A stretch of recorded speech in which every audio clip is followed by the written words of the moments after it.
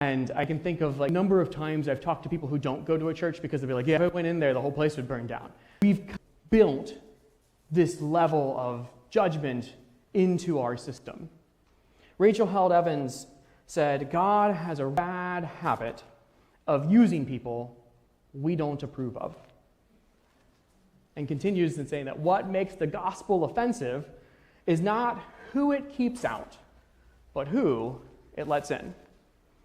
And in our devotional this week, Jeff Chu, who is a friend of Rachel Held Evans, is like, let me tweak this just a little bit more. He says, God has a really bad habit of loving people we don't approve of. Or maybe this, God has a bad habit of showing mercy to people we don't approve of.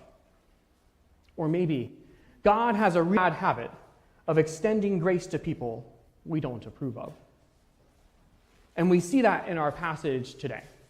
Jesus is traveling through Jericho, and as he's going through there, we find out about Zacchaeus. They introduce him a little bit. He's the chief tax collector, and he's rich, and he's trying to see Jesus, and so he climbs a tree so that he can.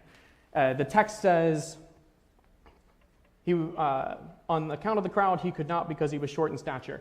Now, the fun thing about pronouns is that if you use too many of them in the same sentence, you lose track of which subject you're talking about. And so we don't know if it was Zacchaeus that was short or Jesus that was short, but the reality is it's hard to see through a crowd. And so going up into the tree makes it so you can act what's going on.